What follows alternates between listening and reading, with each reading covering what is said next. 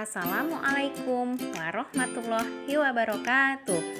Koneksi antar materi, pembelajaran berdiferensiasi oleh Putri Cahyani Rahman, calon guru penggerak Kabupaten Pandeglang. Saya didampingi oleh fasilitator Bapak Saprudin dan pengajar praktik Bapak Ahmad Yani. Pembelajaran berdiferensiasi merupakan suatu konsep di mana pembelajaran dirancang dengan mempertimbangkan berbagai keunikan dan kebutuhan peserta didik. Langkah awal yang harus dilakukan guru dalam merancang pembelajaran berdiferensiasi adalah membuat pemetaan kebutuhan peserta didik.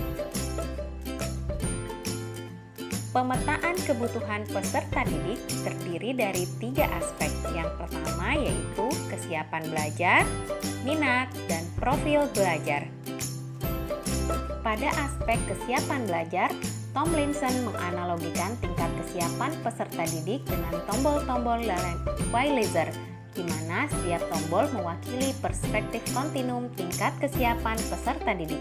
Dalam hal ini, guru harus mampu mempertimbangkan komposisi yang tepat melalui proses identifikasi dan analisis tingkat kesiapan belajar peserta didik, sehingga pembelajaran dapat mengakomodir semua kebutuhan peserta didik. Minat akan berkorelasi dengan motivasi dan dorongan agar peserta didik bersemangat dalam belajar. Profil belajar peserta didik berkaitan erat dengan gaya belajar, bahasa, budaya, kesehatan, keadaan keluarga, dan kekhususan lainnya. Tujuan dari pemetaan kebutuhan belajar peserta didik berdasarkan profil belajar adalah untuk memberikan kesempatan kepada peserta didik agar mereka dapat belajar secara natural dan efisien. Ada 3 jenis pembelajaran berdiferensiasi yang dapat dilakukan guru, yaitu pembelajaran berdiferensiasi konten di mana guru memfasilitasi peserta didik dengan beragam konten pembelajaran. Pembelajaran berdiferensiasi proses, di mana guru memfasilitasi peserta didik dengan beragam aktivitas pembelajaran. Dan pembelajaran berdiferensiasi produk, di mana guru memfasilitasi peserta didik untuk dapat berkreasi untuk membuat beragam produk. Catatan yang harus kita ingat dalam penyusunan pembelajaran berdiferensiasi, yaitu dalam pembelajaran berdiferensiasi tidak ada perbedaan tujuan pembelajaran, melainkan peserta didik difasilitasi dengan beragam konten, proses, dan produk untuk mencapai tujuan pembelajaran yang sama.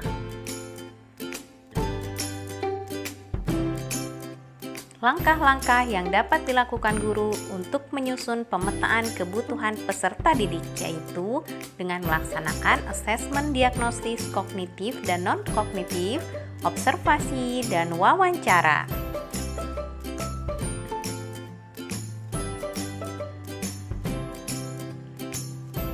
Pembelajaran berdiferensiasi dapat memenuhi kebutuhan belajar peserta didik dan membantu mereka mencapai hasil belajar yang optimal.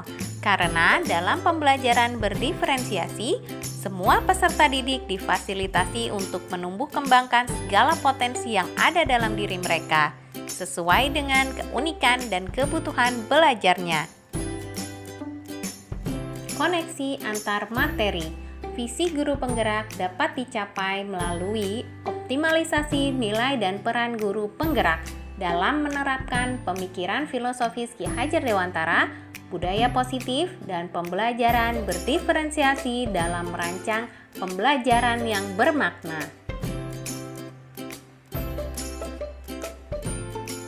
Demikian pemaparan dari saya tentang pembelajaran berdiferensiasi.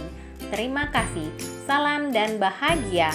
Wassalamualaikum warahmatullahi wabarakatuh.